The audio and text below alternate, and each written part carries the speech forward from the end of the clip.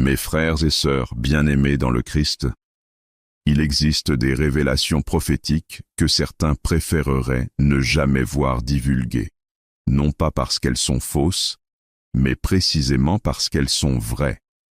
Non pas parce qu'elles sèment la confusion, mais parce qu'elles apportent trop de clarté. Non pas parce qu'elles divisent l'Église, mais parce qu'elles exposent les divisions qui existent déjà. Pendant 45 ans, le père Michel Rodrigue a reçu des visions prophétiques d'une précision stupéfiante, des révélations qui se sont toutes accomplies exactement comme il les avait vues. Et pendant toutes ces années, bien que controversé, bien que marginalisé, le père Michel a pu transmettre ses messages librement depuis son ermitage espagnol isolé. Mais il y a 6 semaines, quelque chose d'extraordinaire s'est produit qui a tout changé. Le 23 octobre 2024, le père Michel a reçu une révélation si dérangeante, si révélatrice de l'état spirituel actuel de l'Église, si prophétique sur les épreuves que l'institution ecclésiastique traverse, qu'une réaction inhabituelle et immédiate s'est produite. Dans les 48 heures, suivant le moment où le père Michel a partagé cette révélation avec quelques confidents spirituels de confiance, 3 événements remarquables se sont produits. Premier événement, un visiteur inattendu, un ecclésiastique de haut rang, dont le père Michel préfère ne pas révéler l'identité par charité chrétienne, est apparu à son ermitage, sans rendez-vous préalable, sans notification, l'ayant localisé malgré l'isolement intentionnel de ce lieu de prière. Deuxième événement. Ce visiteur a exprimé une préoccupation pastorale profonde concernant le message que le père Michel s'apprêtait à transmettre. Il a suggéré que révéler certaines vérités spirituelles sur l'état de l'Église pourrait troubler les fidèles et semer une confusion inutile. Il a offert son aide pour reformuler le message de manière plus acceptable. Troisième événement, quand le père Michel a poliment mais fermement décliné cette aide, expliquant qu'il ne pouvait modifier un message reçu de Dieu, le ton a changé. Le visiteur a mentionné que certains dans la hiérarchie pourraient se sentir obligés de mettre en garde les fidèles contre les messages du père Michel s'ils persistaient dans cette voie. Le père Michel, après 45 ans de solitude, de prière, de jeûne, d'obéissance totale à Dieu, a donné une réponse qui définit sa mission prophétique. « Je comprends votre préoccupation », a-t-il dit avec respect mais fermeté. « Mais ma mission n'est pas de plaire aux hommes, même aux hommes d'Église, mais d'obéir à Dieu. Si le Seigneur m'a montré quelque chose et m'a ordonné de le révéler, je dois le servir avant tout. Je prie que vous compreniez. Je prie pour vous. Mais je dois parler. » Le visiteur est parti, visiblement mécontent. Et depuis, le père Michel sait que son message, ce message qu'on lui a demandé de garder secret, doit être révélé précisément parce qu'on a tenté de le supprimer. Car quand la vérité dérange les puissants, c'est souvent le signe le plus clair qu'elle doit être proclamée. Êtes-vous prêt à entendre le message que le père Michel devait garder secret? Êtes-vous prêt pour des révélations prophétiques sur l'état spirituel de l'Église que vous aimez? Êtes-vous prêt pour une vérité qui pourrait vous troubler mais qui pourrait aussi vous libérer? Ce message n'est pas pour ceux qui préfèrent une foi confortable qui ne dérange jamais. Il est pour ceux qui aiment l'Église assez profondément pour vouloir comprendre ses épreuves actuelles. Pour ceux qui savent que la fidélité à l'épouse du Christ exige parfois de reconnaître honnêtement ses blessures afin de pouvoir prier pour sa guérison. Avertissement important. Ce qui suit est basé sur une vision mystique privée reçue par le père Michel Rodrigue. Ces révélations ne constituent pas des accusations factuelles contre des individus spécifiques, mais une interprétation spirituelle prophétique de l'état de l'Église. Nous ne prétendons pas que chaque détail doit être compris littéralement, mais que le message général reflète des vérités spirituelles importantes. Nous aimons l'Église profondément, et tout ce qui suit est dit dans un esprit de prière pour sa purification et son renouvellement. Ne fermez pas cette vidéo. Ce que vous allez apprendre est important, profondément important, pour comprendre les temps dans lesquels nous vivons. Écrivez dans les commentaires. Que l'Esprit Saint purifie et renouvelle son Église, car c'est la prière qui doit accompagner toute réflexion critique sur l'Église. Le Père Michel Rodrigue n'est pas un rebelle. Pendant 45 ans, il a vécu dans une obéissance joyeuse aux enseignements éternels de l'Église catholique. Il célèbre la messe traditionnelle latine avec une dévotion profonde. Il prie pour le pape quotidiennement, peu importe qui occupe le siège de Pierre. Il respecte profondément la hiérarchie ecclésiastique et reconnaît l'autorité sacrée conférée par l'ordination. Mais le Père Michel distingue clairement, comme l'ont fait les plus grands saints et docteurs de l'Église, entre l'Église en tant qu'institution divine, fondée par le Christ, qui est sainte, immaculée, et contre laquelle les portes de l'enfer ne prévaudront jamais, et les membres humains de l'Église, qui peuvent faillir, pécher, et même parfois trahir leur vocation. Critiquer les péchés des membres de l'Église, dit-il souvent, n'est pas attaquer l'Église. C'est exactement ce que les prophètes ont toujours fait. Isaïe a critiqué les prêtres corrompus du temple. Jérémie a dénoncé les faux prophètes. Jésus lui-même a renversé les tables des marchands dans le temple et a appelé certains chefs religieux hypocrites et sépulcres blanchis. Si critiquer la corruption était contraire à la foi, les Écritures elles-mêmes seraient hérétiques. Dans sa cellule monastique d'une austérité absolue, un crucifix du XVIe siècle, une Bible latine usée, un chapelet d'olivier poli par des millions d'Ave Maria, le Père Michel maintient sa routine immuable. 3 heures de sommeil sur une planche de bois, 4 jours de jeûne complet chaque semaine, 21 heures quotidiennes de prière. Mais depuis le 23 octobre 2024, depuis qu'il a reçu le message qu'on lui a demandé de garder secret, et depuis la visite de l'ecclésiastique inquiet, le Père Michel consacre 3 heures supplémentaires chaque jour à prier spécifiquement pour la purification et le renouvellement de l'Église qu'il aime. Il y a 42 jours exactement, lors d'une nuit d'adoration eucharistique, alors qu'il priait devant le Saint-Sacrement pour l'Église universelle, quelque chose d'extraordinaire s'est produit. C'était le 23 octobre 2024. Vers 2 heures du matin, alors qu'il méditait les mystères douloureux du rosaire, particulièrement la flagellation de Jésus et les souffrances qu'il a endurées pour purifier l'humanité, la chapelle a été remplie d'une présence qu'il a immédiatement reconnue comme celle de la Vierge Marie. Non pas une apparition visible cette fois, mais une présence palpable, accompagnée d'une locution intérieure d'une clarté parfaite. « Michel, mon fils », a-t-elle communiqué avec une voix intérieure de tristesse maternelle profonde. Ce que je vais te révéler maintenant concernera l'état spirituel de mon Église bien-aimée. Les épreuves qu'elle traverse, les tentations qui assaillent même ses bergers, les purifications qui doivent venir. Tu seras mal compris, a-t-elle averti avec douceur. Certains penseront que tu attaques l'Église. Mais ceux qui ont des oreilles spirituelles pour entendre comprendront que c'est précisément parce que tu aimes l'Église que tu dois parler. Comme un fils qui voit sa mère malade et appelle le médecin ne la trahit pas, il la serre. Des voix s'élèveront pour te demander de te taire, a-t-elle continué.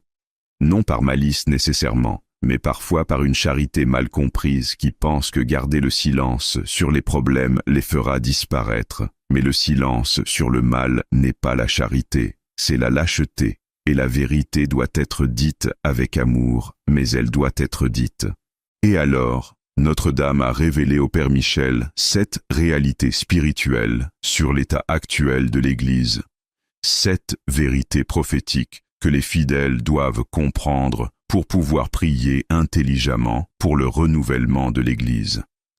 Première réalité spirituelle. Une tentation moderniste généralisée dans la hiérarchie.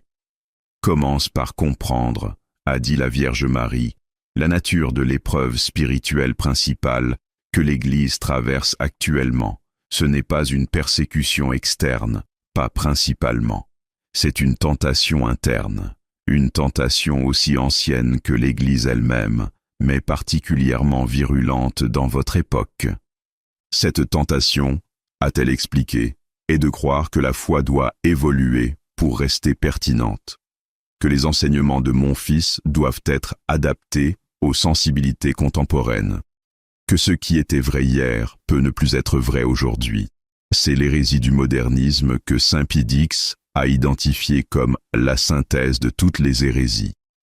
Le père Michel a vu dans sa vision intérieure que cette tentation n'affecte pas tous les membres de la hiérarchie, loin de là. Il y a beaucoup d'évêques, de cardinaux, de prêtres qui restent fermement fidèles à la foi immuable. Mais il a vu que cette tentation moderniste a néanmoins pénétré profondément dans certains cercles influents. Il a vu des hommes d'Église, dont il ne peut pas et ne veut pas nommer les noms individuels par charité, qui ont progressivement remplacé la foi surnaturelle par une sorte d'humanisme religieux, qui parle de valeurs évangéliques, mais rarement de doctrines spécifiques, qui invoque constamment la pastorale pour contourner l'enseignement moral clair, qui présente la foi comme une recherche plutôt que comme une vérité révélée à laquelle adhérer. Cette tentation se manifeste, a révélé Notre-Dame, de plusieurs manières concrètes que tu peux observer si tu regardes attentivement. Le langage devient vague. Au lieu de péché, on parle de fragilité humaine. Au lieu de conversion, on parle de cheminement. Au lieu de vérité, on parle de dialogue. Les mots deviennent si flous qu'ils ne signifient plus rien de précis. La doctrine est opposée à la pastorale, comme si enseigner clairement la vérité manquait de miséricorde, comme si la doctrine était rigide et seule la pastorale flexible était charitable, mais c'est un faux choix. La vraie charité est de dire la vérité avec amour, pas de cacher la vérité par une fausse compassion. Le dialogue remplace l'évangélisation. Au lieu de proclamer la foi, on dialogue indéfiniment. Au lieu de convertir, on accompagne. Au lieu d'enseigner, on écoute. Tout cela est bon en soi, mais quand cela remplace complètement la proclamation claire de la foi, c'est une trahison de la mission apostolique.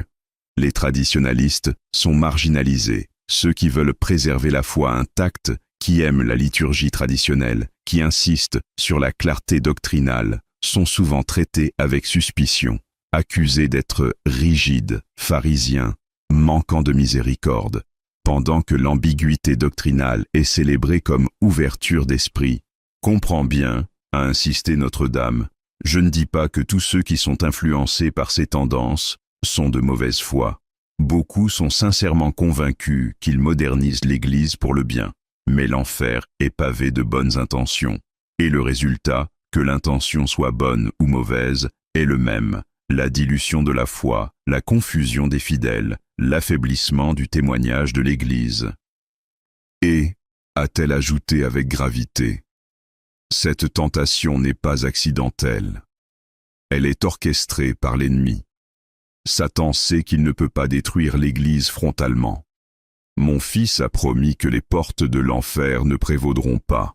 Alors il essaie de la corrompre de l'intérieur, de la transformer progressivement en quelque chose qui porte le nom Église, mais qui a perdu sa substance. Deuxième réalité spirituelle, des scandales qui blessent profondément le corps du Christ. La deuxième réalité, a continué Notre-Dame avec une douleur évidente dans sa voix intérieure, concerne les scandales qui ont ébranlé l'Église dans les dernières décennies. Tu sais de quoi je parle. Le monde entier le sait. Les abus, a-t-elle dit simplement, et le père Michel a senti son cœur se briser. Les prêtres qui ont trahi leur vocation sacrée de la manière la plus horrible. Les évêques qui ont couvert ces crimes au lieu de les exposer et de les punir. Les victimes innombrables dont les vies ont été détruites. Le père Michel a vu que Notre-Dame ne révélait pas de nouveaux scandales cachés. Ces horreurs sont déjà largement connues et documentées. Ce qu'elle révélait était la signification spirituelle de ces scandales et pourquoi ils continuent d'affecter l'Église. Ces scandales a expliqué la Vierge, ne sont pas seulement des crimes individuels, aussi horribles soient-ils. Ils révèlent une maladie spirituelle plus profonde, une culture du cléricalisme qui protège l'institution au détriment des victimes, une confusion des priorités où la réputation de l'Église est placée au-dessus de la justice, une lâcheté morale qui choisit le silence confortable plutôt que la vérité douloureuse. Le Père Michel a vu, non pas en détail graphique, mais en compréhension spirituelle, que le problème n'était pas seulement les abuseurs individuels qui existent dans toute institution humaine, mais la réponse institutionnelle, le transfert plutôt que la justice. Trop souvent, les prêtres reconnus coupables d'abus n'ont pas été livrés aux autorités civiles, mais simplement déplacés vers une autre paroisse, permettant ainsi à ces prédateurs de faire de nouvelles victimes pendant des années, parfois des décennies. Le silence imposé aux victimes. Dans certains cas documentés, les victimes ont été découragées de parler publiquement, parfois même menacées juridiquement, au nom de la protection de l'Église. Mais protéger les abuseurs n'est pas protéger l'Église, c'est la trahir. La promotion des complices, dans certains cas troublants, des évêques qui ont manifestement couvert des abus, au lieu d'être démis de leurs fonctions, ont été transférés à d'autres diocèses, ou même promus, envoyant le message terrible que la loyauté institutionnelle compte plus que la protection des innocents. Voici, a dit Notre-Dame, ce que je veux que les fidèles comprennent, ces scandales ne sont pas une raison de quitter l'Église, ils sont une raison de prier plus intensément pour sa purification, de demander justice pour les victimes, de soutenir les réformateurs courageux qui travaillent à établir des protections réelles. Judas était un apôtre, a-t-elle rappelé. Sa trahison n'a pas invalidé les 11 autres. De même, les péchés, même les péchés horribles, de certains membres du clergé n'invalident pas l'Église elle-même, qui reste sainte dans son essence divine, même quand ses membres humains sont pécheurs. Mais, a-t-elle insisté, les fidèles doivent comprendre que la purification de l'Église de ces scandales n'est pas encore complète. Il y a encore du travail à faire, des réformes à mettre en œuvre, des victimes à qui faire justice. Et cela ne se fera que si les fidèles prient et insistent pour que la vérité soit entièrement révélée et la justice pleinement rendue. Troisième réalité spirituelle, une confusion financière qui scandalise les fidèles.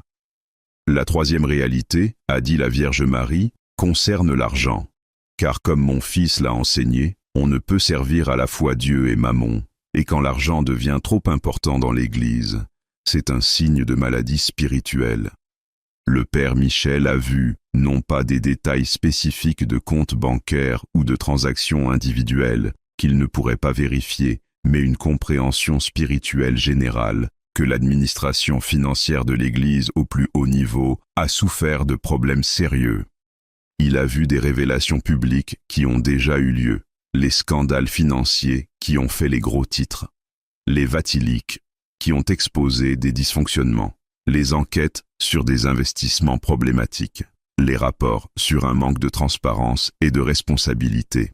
Ces scandales financiers, a expliqué Notre-Dame, ne sont pas seulement des questions techniques de gestion. Ils reflètent une perte spirituelle. Quand les bergers deviennent plus préoccupés par l'administration de l'argent que par le soin des âmes. Quand les diocèses fonctionnent comme des entreprises plutôt que comme des familles spirituelles. Quand le succès est mesuré en termes financiers plutôt qu'en termes de conversion et de sainteté. Le Père Michel a vu que cette tentation n'affecte pas tous les diocèses ou toutes les institutions ecclésiastiques. Il y a beaucoup d'évêques et d'administrateurs qui gèrent les ressources de l'Église avec intégrité et transparence. Mais il y a eu assez de cas problématiques publiquement documentés pour que ce soit une préoccupation légitime. Il a vu spécifiquement un manque de transparence. Dans certains cas, les fidèles qui donnent généreusement à l'Église ne savent pas vraiment comment leur argent est utilisé. Les rapports financiers sont parfois vagues ou incomplets. La responsabilité est parfois absente. Des priorités questionnables, des ressources parfois dépensées pour des projets prestigieux ou du confort administratif, alors que des œuvres caritatives essentielles manquent de fonds. Des bâtiments luxueux pour les bureaux diocésains pendant que des paroisses pauvres ferment par manque de ressources. Des investissements moralement problématiques. Il y a eu des cas documentés publiquement où l'argent de l'Église a été investi dans des entreprises dont les activités contredisent l'enseignement moral catholique. C'est une incohérence scandaleuse qui affaiblit la crédibilité de l'Église. Jésus a chassé les marchands du temple, a rappelé Notre-Dame, non pas parce que le commerce est intrinsèquement mauvais, mais parce que la maison de Dieu ne doit pas être une maison de commerce. L'Église a besoin de ressources financières pour remplir sa mission, c'est une réalité, mais l'argent doit toujours être un moyen, jamais une fin, et quand il devient une préoccupation excessive, c'est un signe de mondanité spirituelle. Partagez cette vidéo, mais avec charité. Ces vérités doivent être connues, mais toujours dans un esprit de prière pour le renouvellement de l'Église, jamais dans un esprit de condamnation haineuse. Mes chers amis, une brève parenthèse nécessaire. Les épreuves de l'Église peuvent nous causer du stress et de l'anxiété. Cette tension constante peut affecter notre santé physique. Beaucoup luttent contre le diabète, qui, aggravé par le stress, peut devenir dangereux. Je veux vous parler d'une solution naturelle, un complément 100% naturel à base de plantes pour aider à réguler la glycémie. Rester en bonne santé vous permettra de continuer à prier et à agir pour le renouvellement de l'Église. Ce n'est pas un remède miracle, mais un soutien précieux. Le lien est dans la description. Prenez soin de votre santé pendant que vous priez pour l'Église. Revenons aux 4 dernières réalités spirituelles révélées au Père Michel. 4e réalité spirituelle, des influences mondaines qui affaiblissent le témoignage. La 4e réalité, a dit Notre-Dame, concerne l'infiltration progressive de l'esprit du monde dans l'Église, car mon Fils a dit « Vous êtes dans le monde, mais vous n'êtes pas du monde ». Mais parfois, cette distinction s'estompe dangereusement. Le Père Michel a compris que Notre-Dame ne parlait pas de conspiration secrète ou d'organisation cachée infiltrant l'Église, bien que de telles choses aient existé historiquement. Elle parlait de quelque chose de plus subtil et peut-être plus dangereux, l'adoption progressive par certains membres de l'Église de mentalités et de priorités qui sont fondamentalement mondaines plutôt que spirituelles. Il a vu plusieurs manifestations de cela, la quête de respectabilité mondaine.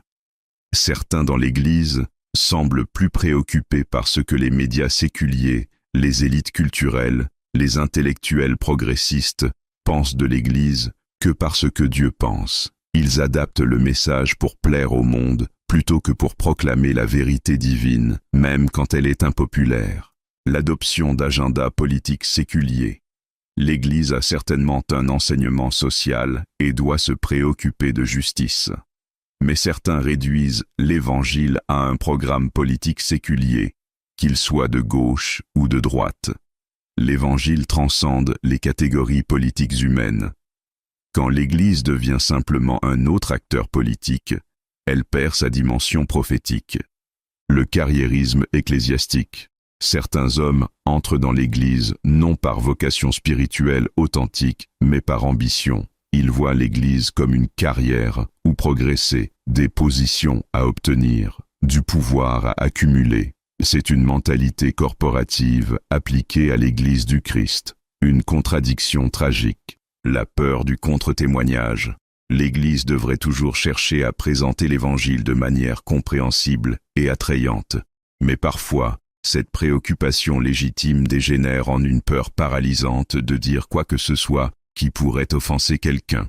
Résultat, un message si édulcoré qu'il ne convertit plus personne. Historiquement, a expliqué Notre-Dame, il y a toujours eu des tentatives d'influence extérieure sur l'Église. Au Moyen-Âge, c'était l'ingérence des rois et empereurs. À d'autres époques, c'était des idéologies politiques, fascisme, communisme, qui ont tenté de coopter l'Église.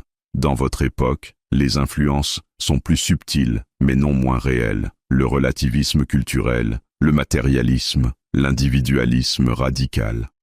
Ce que les fidèles doivent comprendre, a-t-elle insisté, c'est que l'Église est toujours attaquée de deux côtés, la persécution externe évidente, qui souvent renforce la foi, et la séduction interne subtile, qui l'affaiblit. La deuxième est plus dangereuse car moins visible. La solution, a-t-elle enseigné, n'est pas l'isolement du monde. L'Église doit être dans le monde pour l'évangéliser. La solution est la conversion constante, que les membres de l'Église, spécialement ses leaders, examinent constamment leurs motivations. Servent-ils Dieu ou cherchent-ils la gloire humaine?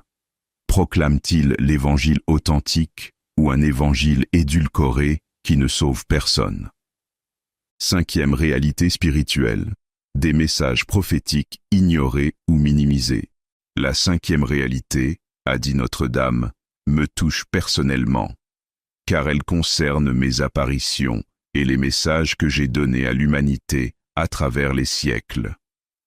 J'ai apparu, a-t-elle révélé, dans de nombreux lieux au fil du temps. Certaines de ces apparitions ont été reconnues officiellement par l'Église, Guadeloupe, Lourdes, Fatima et d'autres.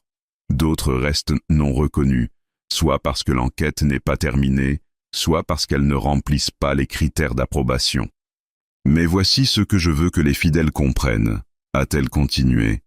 Même pour les apparitions officiellement reconnues, il y a parfois une minimisation du message, une acceptation du miracle visible, les guérisons, les phénomènes solaires, mais une ignorance du message spirituel qui était le véritable but de l'apparition. Le Père Michel a vu spécifiquement Fatima.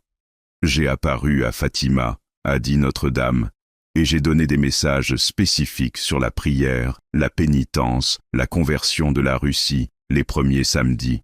Combien d'évêques ont vraiment promu ces pratiques? Combien de paroisses enseignent activement la dévotion que j'ai demandée à Fatima? L'apparition est reconnue, mais le message est largement ignoré. Le secret de Fatima.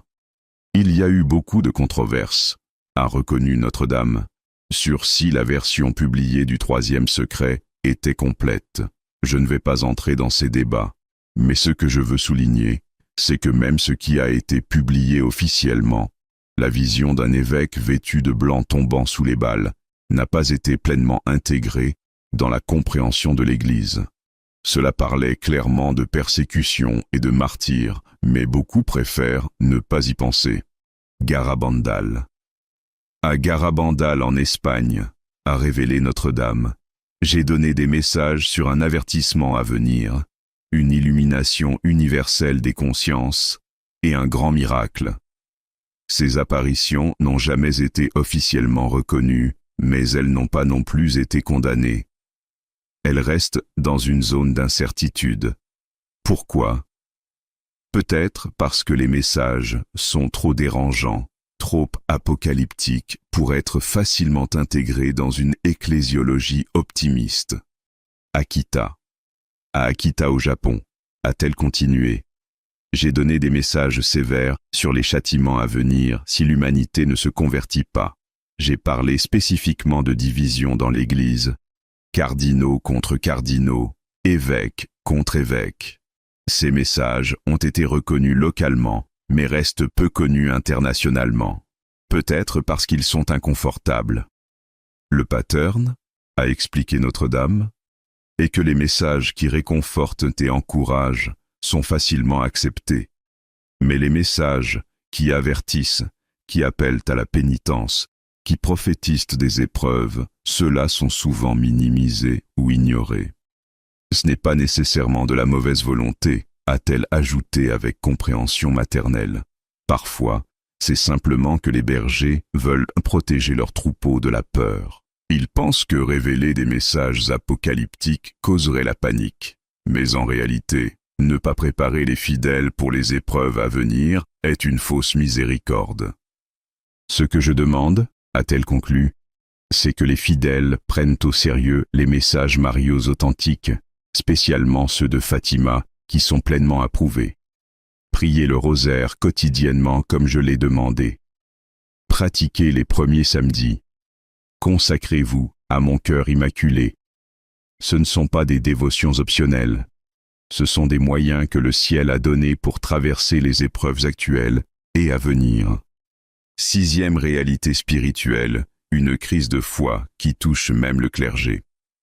La 6e réalité, a dit Notre-Dame avec une tristesse écrasante, est peut-être la plus douloureuse pour moi à révéler, car elle concerne la foi elle-même, la foi de ceux qui devraient être les gardiens et les enseignants de la foi. Il y a-t-elle dit doucement mais clairement, une crise de foi au sein même du clergé, non pas chez tous, loin de là. Il y a beaucoup de prêtres et d'évêques d'une foi profonde, authentique, héroïque. Mais il y en a d'autres qui ont perdu la foi, ou dont la foi s'est tellement affaiblie qu'elle est devenue presque indiscernable. Le Père Michel a compris que Notre-Dame ne parlait pas de doutes occasionnels, que même les saints ont parfois connus, ni de la nuit obscure de l'âme, qui est une épreuve spirituelle sur le chemin vers une foi plus profonde. Elle parlait de quelque chose de plus grave, une perte substantielle de la foi surnaturelle. Il a vu, non pas des noms ou des visages spécifiques, mais une compréhension spirituelle, que cette crise de foi se manifeste de plusieurs façons. Le naturalisme. Certains membres du clergé fonctionnent essentiellement comme des travailleurs sociaux ou des activistes politiques avec un vernis religieux. Ils parlent de justice sociale, ce qui est bon, mais rarement du salut des âmes. Ils organisent des programmes, ce qui est utile, mais négligeant la vie sacramentelle. Ils se préoccupent de pertinence, mais perdent le surnaturel. Le réductionnisme. Certains réduisent la foi à une éthique, Jésus à un sage ou un réformateur social, l'Église à une ONG avec une mission humanitaire. Tout ce qui est spécifiquement surnaturel, miracle, résurrection corporelle, présence réelle eucharistique, est minimisé ou réinterprété symboliquement. La routine vide. Certains continuent à accomplir leur fonction sacerdotale par habitude, par obligation ou même par intérêt. C'est leur travail, mais sans foi vivante. Ils célèbrent la messe mécaniquement. Ils administrent les sacrements rituellement. Mais la foi qui devrait animer tout cela est morte ou mourante. La perte de zèle évangélisateur. Quand un prêtre perd vraiment la foi, il perd aussi le désir de convertir. Car comment pourrait-il convaincre d'autres de croire ce qu'il ne croit plus lui-même? Résultat, un ministère stérile qui maintient des structures mais ne génère aucune vie spirituelle nouvelle. Comment cela est-il possible? A demandé intérieurement le Père Michel avec angoisse. Comment des hommes qui ont été ordonnés, qui ont reçu le caractère sacerdotal indélébile, peuvent-ils perdre la foi? De plusieurs manières, a répondu Notre-Dame tristement. Certains sont entrés dans le séminaire avec une foi déjà faible, attirés plus par le statut ou la sécurité que par une véritable vocation. D'autres ont perdu la foi progressivement à travers des années de négligence spirituelle, cessant de prier personnellement, perdant le sens du sacré, devenant mondains. D'autres ont été intellectuellement séduits par des théologies modernistes dans des séminaires ou des universités qui enseignaient l'hérésie. Et Satan, a-t-elle ajouté, cible spécialement les prêtres. Car un prêtre qui perd la foi n'affecte pas seulement sa propre âme, il affecte toutes les âmes dont il a la charge. Un prêtre infidèle peut faire plus de dégâts spirituels que 1000 laïcs infidèles. C'est pourquoi l'ennemi investit tant d'efforts pour faire tomber les prêtres. Les fidèles, a enseigné Notre-Dame, doivent comprendre que cette crise de foi dans le clergé explique beaucoup de ce qu'ils observent et qui les déconcerte. Des homélies vides qui n'enseignent rien, des liturgies célébrées sans révérence, un manque total de leadership spirituel, des paroisses où rien ne se passe spirituellement. Souvent, la cause profonde est que le prêtre lui-même n'a plus vraiment la foi. Mais, a-t-elle insisté avec espoir, cette situation n'est pas permanente. La purification qui vient nettoiera l'Église de ses clercs infidèles. Certains partiront d'eux-mêmes, reconnaissant qu'ils ne croient plus. D'autres seront retirés par les événements providentiels. Et ceux qui restent, le reste fidèle du clergé, seront des prêtres de foi authentiques, profondes, qui pourront vraiment berger le troupeau. 7e réalité spirituelle, une purification nécessaire est déjà commencée. Finalement, a dit Notre-Dame, la 7e et dernière réalité, et c'est celle qui donne sens à toutes les autres. Car tout ce que je t'ai montré, les tentations, les scandales, les crises, tout cela n'est pas la fin de l'histoire, c'est la purification. L'Église, a-t-elle expliqué, traverse sa passion. Comme mon Fils a souffert avant sa glorification, l'Église, son corps mystique, doit souffrir avant son renouvellement. Ce n'est pas une punition cruelle, c'est une purification nécessaire. Le Père Michel a vu une vision qui l'a rempli simultanément de douleur et d'espérance, l'Église comme un métal précieux dans le feu du raffineur. Les impuretés, la corruption, la tiédeur, l'infidélité, brûlant et tombant. Et ce qui reste, le reste fidèle, purifié, sanctifié, brillant d'une beauté nouvelle. Cette purification, a révélé Notre-Dame, a déjà commencé. Les scandales qui ont éclaté publiquement, c'est la purification, exposant ce qui était caché pour que cela puisse être nettoyé. La crise des vocations dans certains diocèses, c'est la purification, empêchant de nouveaux prêtres infidèles d'entrer. La baisse de la pratique religieuse, c'est la purification séparant les catholiques nominaux des catholiques authentiques. Mais, a-t-elle averti, la purification n'est pas encore complète. Elle va s'intensifier dans les années qui viennent. Les épreuves que l'Église traverse maintenant s'approfondiront avant qu'elles ne s'améliorent. Le Père Michel a vu que cette purification prendra plusieurs formes. L'exposition continue des scandales, plus de vérités cachées seront révélées, plus de corruptions seront exposées. Ce sera douloureux, scandaleux, humiliant pour l'Église institutionnelle, mais c'est nécessaire, car ce qui est caché ne peut pas être guéri. Seul ce qui est exposé à la lumière peut être purifié. Une division plus claire, les catholiques devront choisir leur camp. Êtes-vous avec l'Église fidèle qui garde la foi immuable, ou avec l'Église mondaine qui s'adapte à l'esprit du temps? Cette division existe déjà, mais elle deviendra plus visible, plus marquée. C'est douloureux car cela divise parfois des familles, des paroisses, des diocèses, mais c'est nécessaire car l'ambiguïté doit cesser. 1. Rétrécissement apparent. L'Église semblera devenir plus petite, moins de pratiquants, moins de prêtres, moins d'influence sociale. Mais ce rétrécissement apparent sera en réalité un renforcement. Car mieux vaut une Église petite et fidèle qu'une Église grande et infidèle. Une persécution croissante.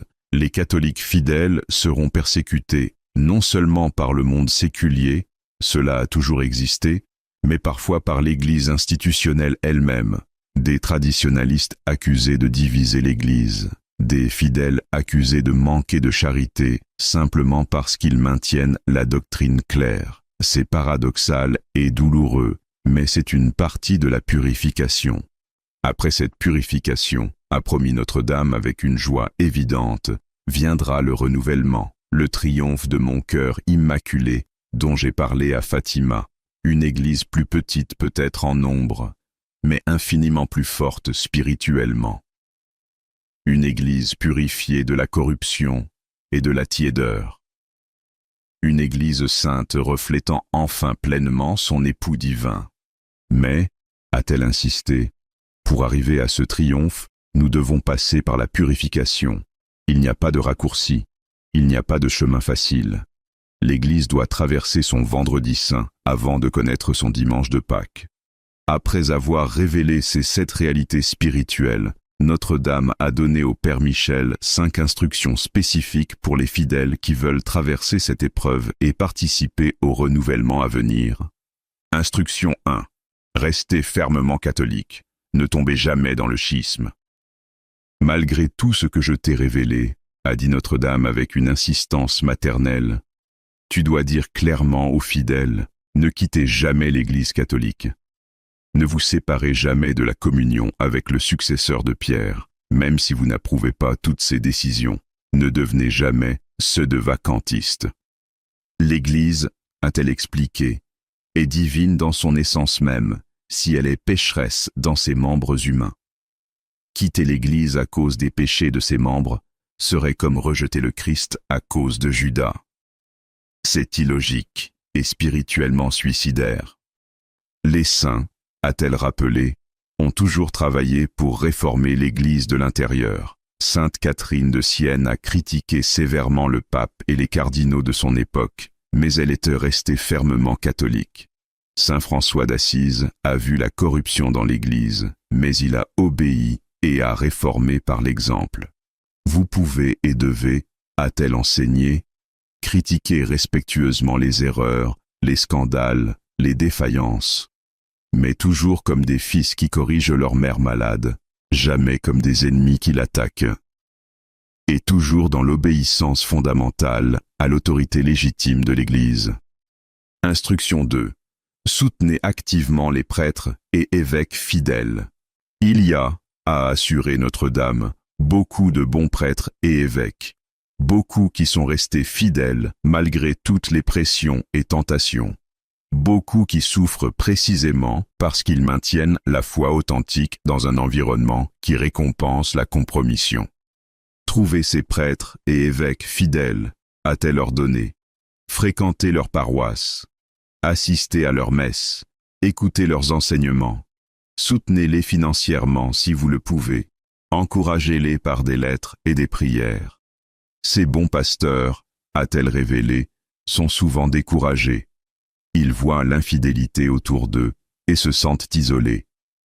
Ils sont parfois marginalisés par leurs propres confrères.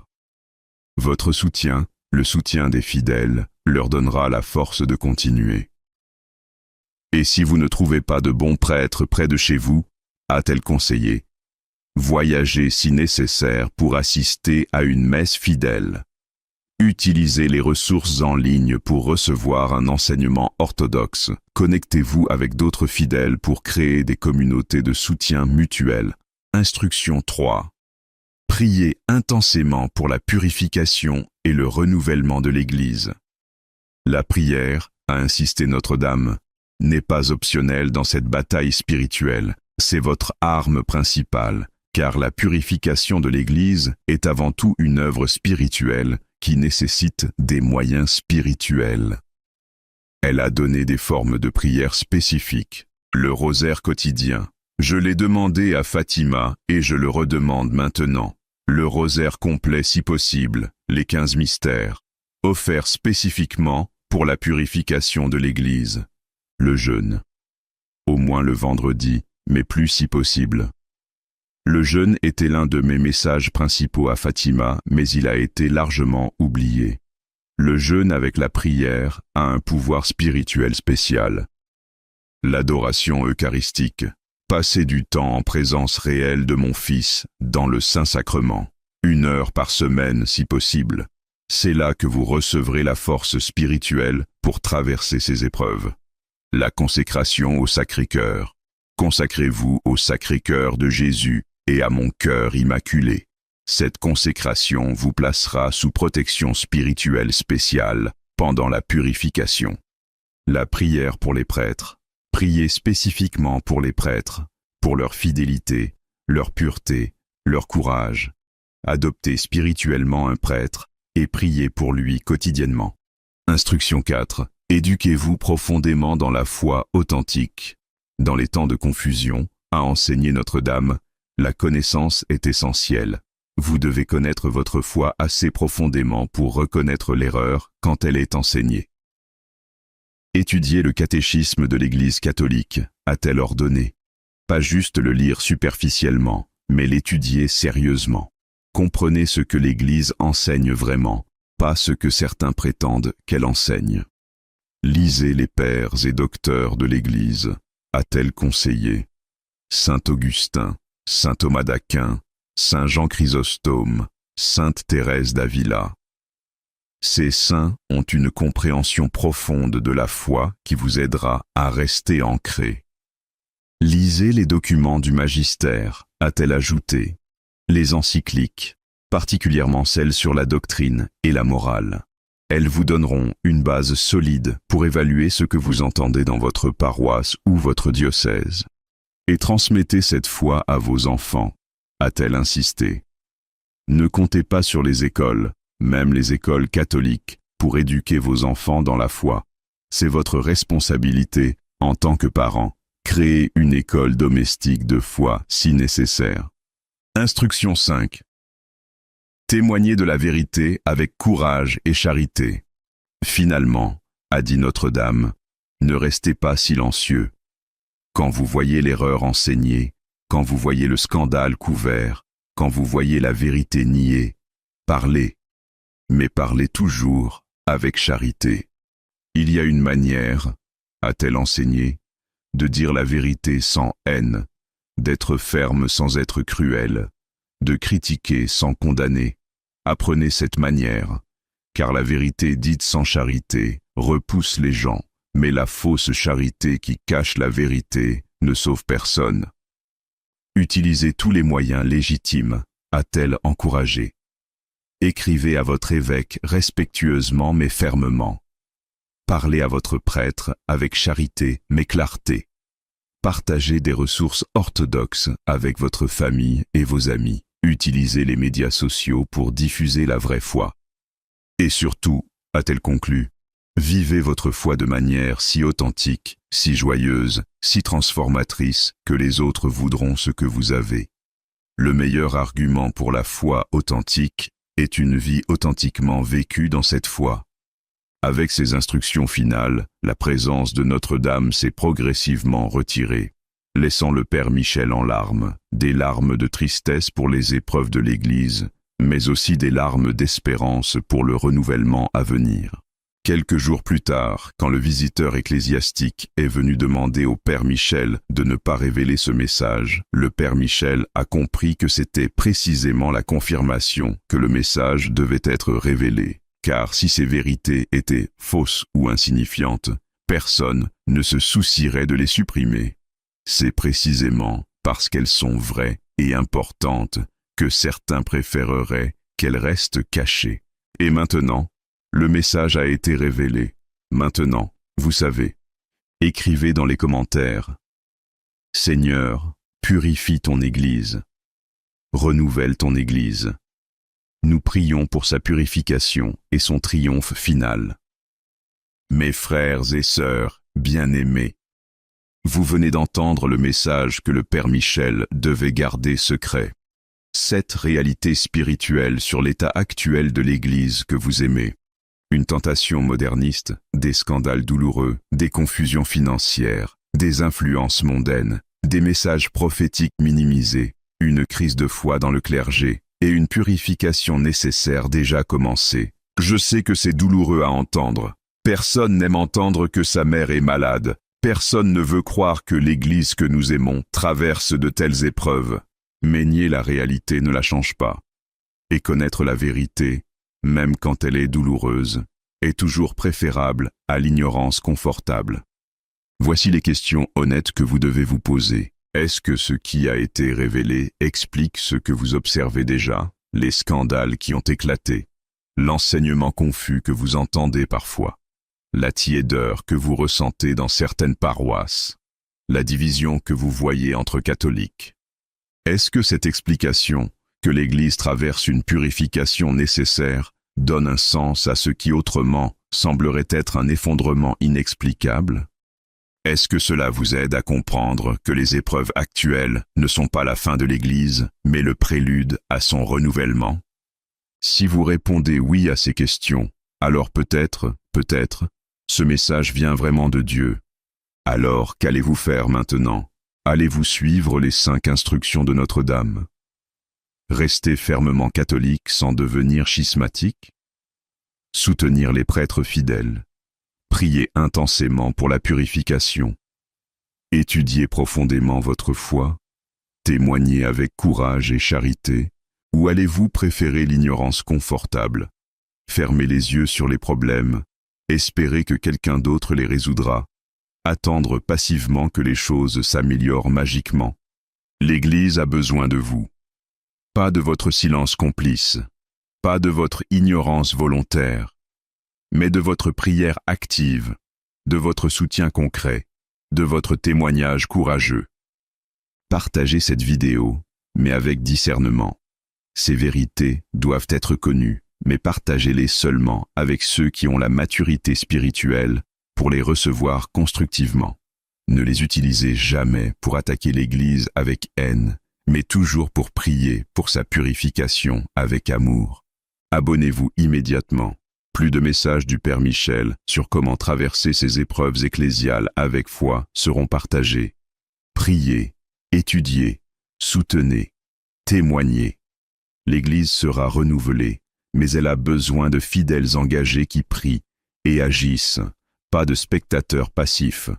Que le Sacré-Cœur de Jésus, qui aime son Église d'un amour infini, la purifie et la renouvelle. Que le cœur immaculé de Marie, Mère de l'Église, intercède puissamment pour sa purification. Que Saint Michel Archange, protecteur de l'Église, combatte pour elle dans cette bataille spirituelle. Que tous les saints qui ont aimé l'Église malgré ses membres pécheurs nous enseignent à faire de même. Amen. Écrivez une dernière fois. J'aime l'Église, je prie pour sa purification, je reste fidèle pendant ses épreuves, je crois en son renouvellement à venir. Cette vidéo contient un message prophétique important sur l'état de l'Église. Ce n'est pas un message de haine, mais d'amour. Pas de désespoir, mais d'espérance. Pas de condamnation, mais de prière pour la purification. Le Père Michel a reçu ce message. Un visiteur a essayé de le supprimer. Mais la vérité ne peut être étouffée indéfiniment. Maintenant vous connaissez. Maintenant vous pouvez prier intelligemment. Maintenant vous pouvez agir efficacement. L'Église traverse sa passion, mais après le Vendredi Saint vient Pâques. Après la purification vient le renouvellement. Après l'épreuve vient le triomphe. Tenez bon, priez fort. L'Église sera purifiée et renouvelée. Au nom du Père et du Fils et du Saint-Esprit. Amen. Fiat voluntas tua, que ta volonté soit faite, que ton Église soit purifiée, que ton règne vienne. Il existe des moments dans l'histoire où le silence doit être brisé, où garder le silence serait une trahison de la vérité, où parler, même au risque d'être mal compris, ridiculisé ou persécuté, devient un devoir sacré. Pour le Père Michel Rodrigue, ce moment est arrivé. Pendant 45 ans, dans son ermitage espagnol isolé, le Père Michel a reçu des visions prophétiques d'une précision stupéfiante. Des révélations sur des événements futurs qui se sont tous accomplis exactement comme il les avait vus. Des avertissements sur des catastrophes qui sont arrivées aux dates qu'il avait prédites. Des prophéties sur des bouleversements qui se sont réalisés dans les moindres détails. Et pendant toutes ces années, le Père Michel a transmis fidèlement ses messages. Certains ont écouté, beaucoup ont ignoré, quelques-uns ont préparé leur vie selon ses avertissements. La majorité a continué comme si de rien n'était, mais maintenant, tout change. Il y a 58 jours exactement, le Père Michel compte toujours précisément, quelque chose d'extraordinaire s'est produit. Une révélation si massive, si globale, si absolument transformative, que le Père Michel a fait qu'il existe des moments dans l'histoire où le silence doit être brisé, où garder le silence serait une trahison de la vérité, où parler, même au risque d'être mal compris, ridiculisé ou persécuté, devient un devoir sacré. Pour le Père Michel Rodrigue, ce moment est arrivé.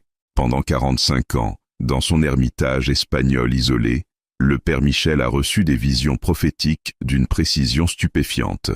Des révélations sur des événements futurs qui se sont tous accomplis exactement comme il les avait vus. Des avertissements sur des catastrophes qui sont arrivées aux dates qu'il avait prédites. Des prophéties sur des bouleversements qui se sont réalisés dans les moindres détails. Et pendant toutes ces années, le Père Michel a transmis fidèlement ses messages. Certains ont écouté, beaucoup ont ignoré, quelques-uns ont préparé leur vie selon ses avertissements. La majorité a continué comme si de rien n'était, mais maintenant, tout change.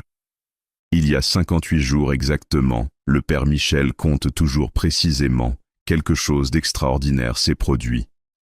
Une révélation si massive, si globale, si absolument transformative, que le Père Michel a fait quelque chose qu'il n'avait jamais fait en 45 ans de mission prophétique. Il a gardé le silence.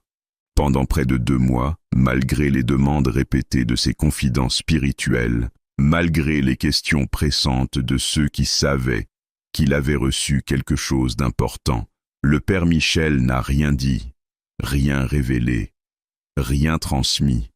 Non par peur, non par lâcheté, mais par un sens écrasant de responsabilité. Comment puis-je révéler cela ? Se demandait-il dans une agonie spirituelle. Comment puis-je annoncer au monde ce que j'ai vu ? C'est si énorme, si universel, si inévitable. Quand je parlerai, le choc sera mondial. La panique pourrait être généralisée. Des vies seront transformées, certaines pour le bien, d'autres pour le mal. Ai-je le droit de déclencher tout cela ?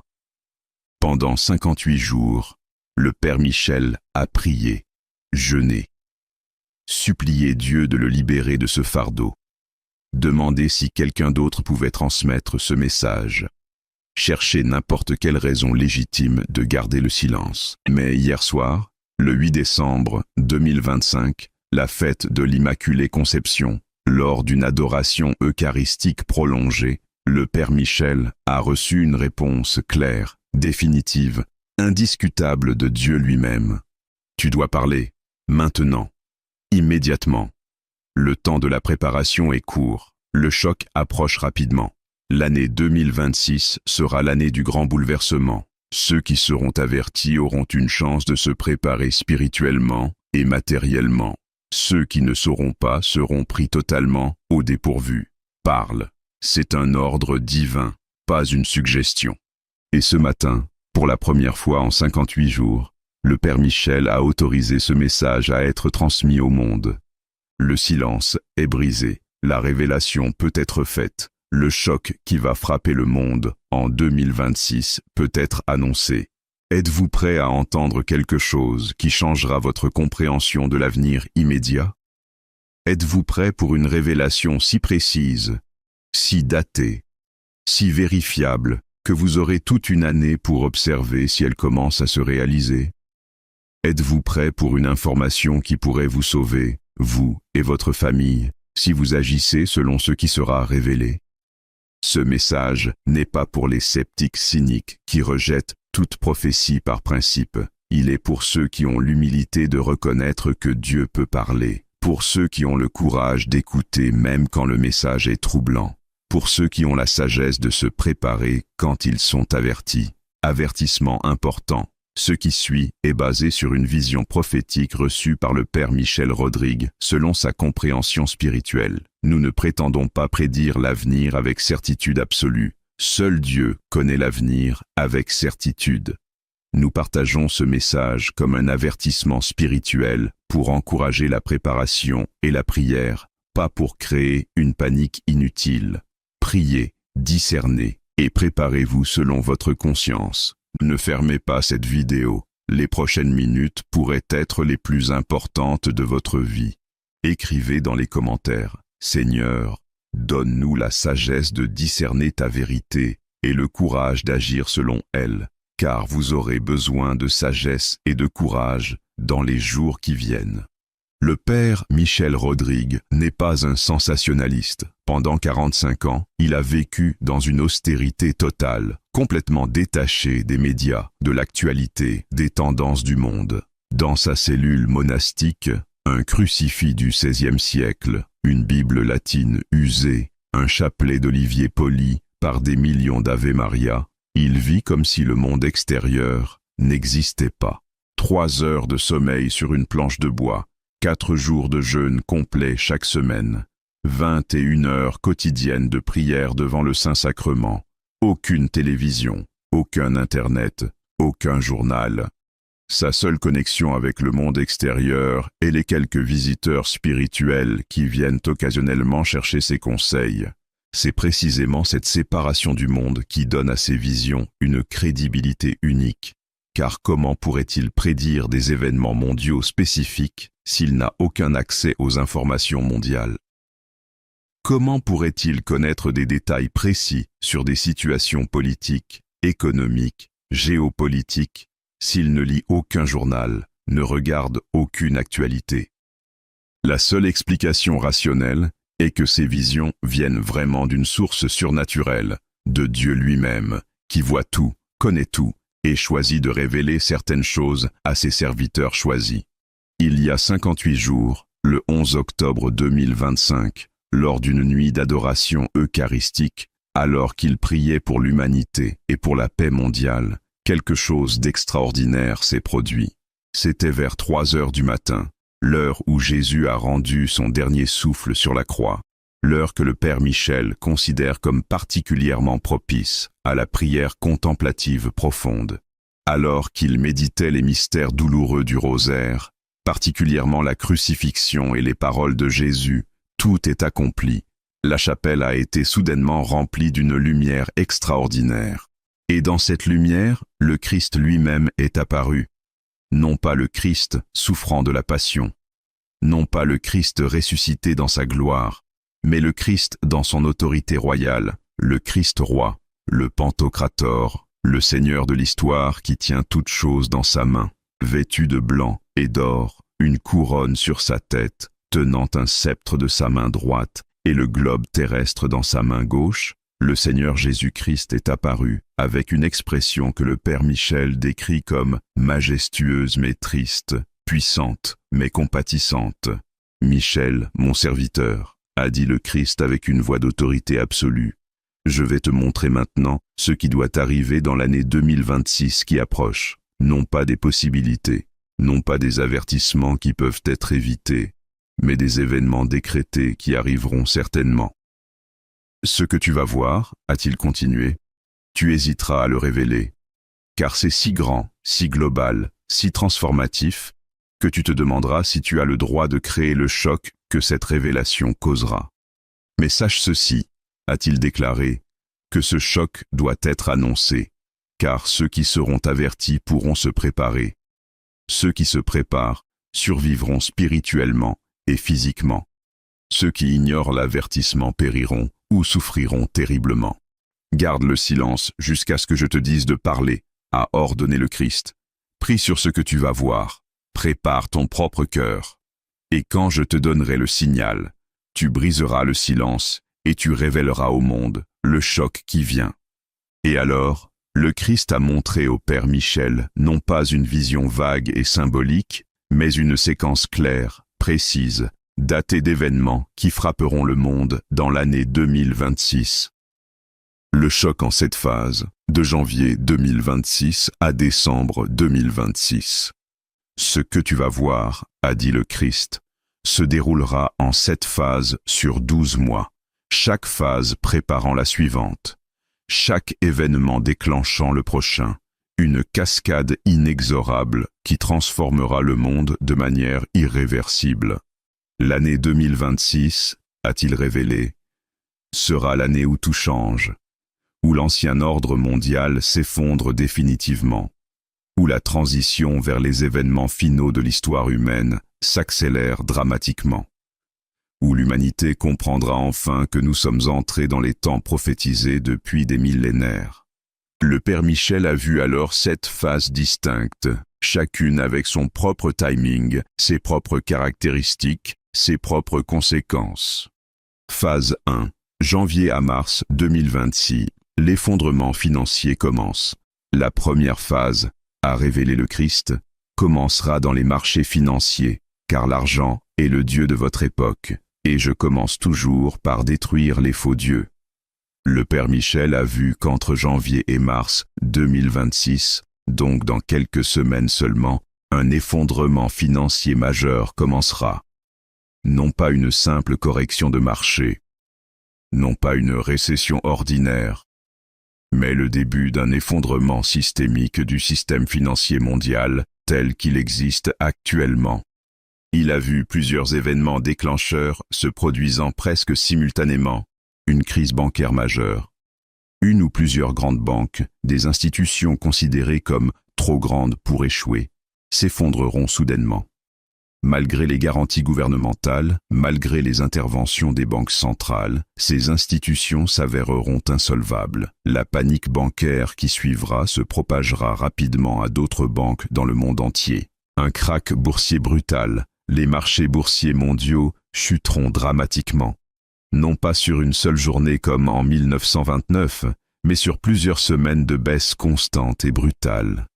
Des trillions de dollars de valeurs papier s'évaporeront. Les retraites, les épargnes, les investissements, tout s'effondrera. Une crise de la dette souveraine. Plusieurs pays, certains grands, d'autres plus petits mais significatifs, annonceront qu'ils ne peuvent plus payer leurs dettes. Ces défauts souverains créeront une crise de confiance dans tout le système financier international. L'effondrement des crypto-monnaies, les crypto-monnaies, que beaucoup considèrent comme une alternative sûre, s'effondreront également. Le Bitcoin et autres cryptos perdront 80 à 90% de leur valeur en quelques semaines. Ceux qui ont mis leur confiance dans ces actifs numériques seront dévastés. Ce qui est important de comprendre, a expliqué le Christ, c'est que cet effondrement financier n'est pas un accident. Ce n'est pas simplement un cycle économique normal. C'est un jugement divin sur un système économique construit sur la cupidité, l'exploitation et l'adoration de l'argent.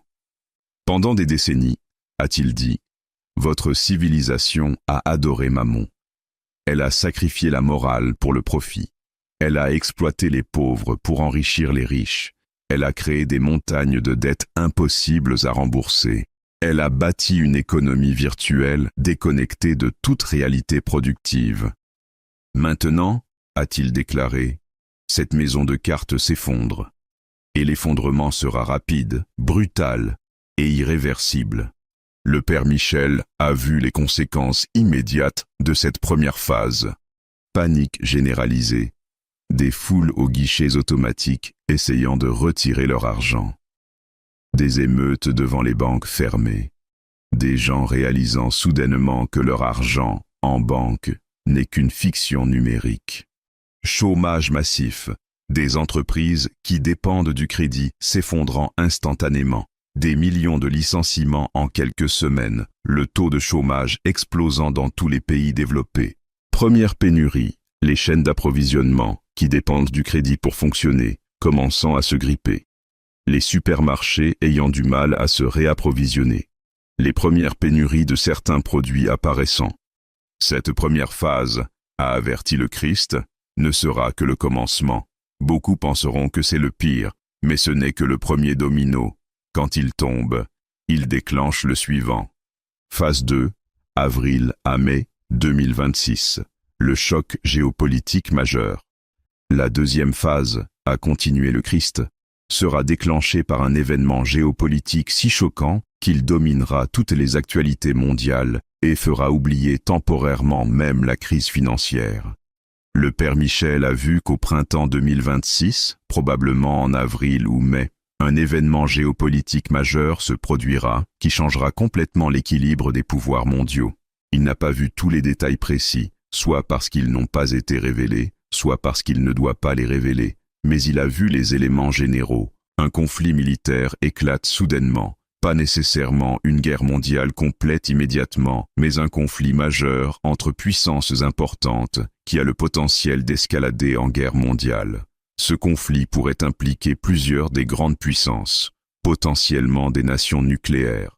Une attaque ou un acte de guerre majeur.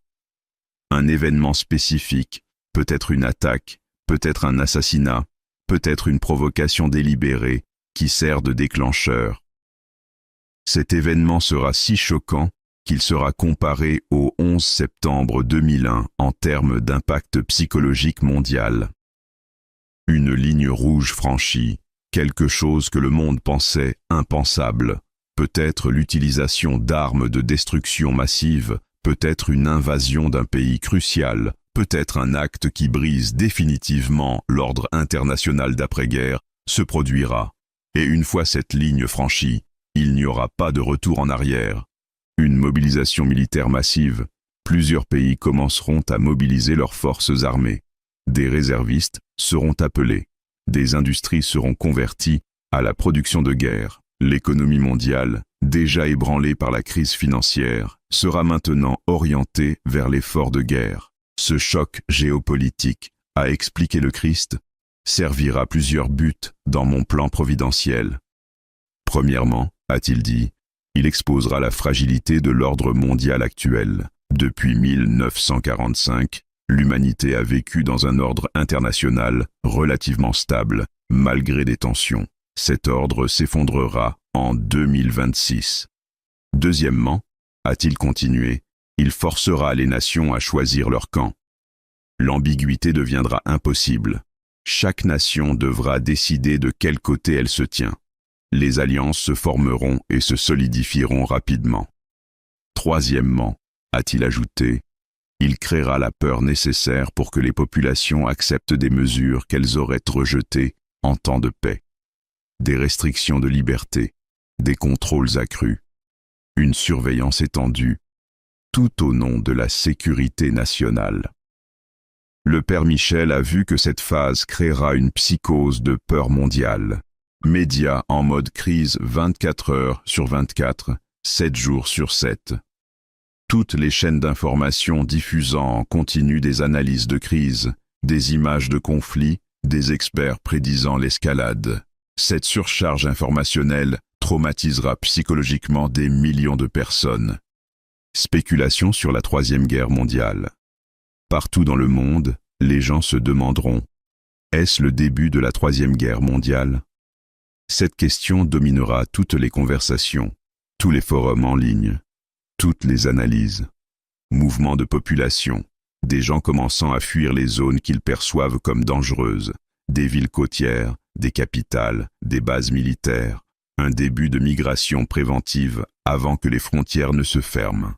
Première rupture de stock stratégique, certains pays commençant à rationner des ressources stratégiques, pétrole, gaz, nourriture, médicaments. La combinaison de la crise financière et de la crise géopolitique créant des pénuries, même dans les pays développés. Cette deuxième phase, a dit le Christ, révélera combien l'humanité est vulnérable, combien la paix était fragile, combien rapidement tout peut basculer dans le chaos. Phase 3, juin à juillet 2026, la crise alimentaire mondiale. La troisième phase, a révélé le Christ avec une tristesse visible, touchera directement la survie de base, la nourriture. Car quand l'argent s'effondre et que la guerre menace, les chaînes d'approvisionnement alimentaire sont les premières à s'effondrer. Le Père Michel a vu qu'à l'été 2026, spécifiquement juin et juillet, une crise alimentaire mondiale d'une ampleur jamais vue dans l'histoire moderne commencera à se manifester. Cette crise sera causée par une convergence de facteurs, l'effondrement des chaînes d'approvisionnement.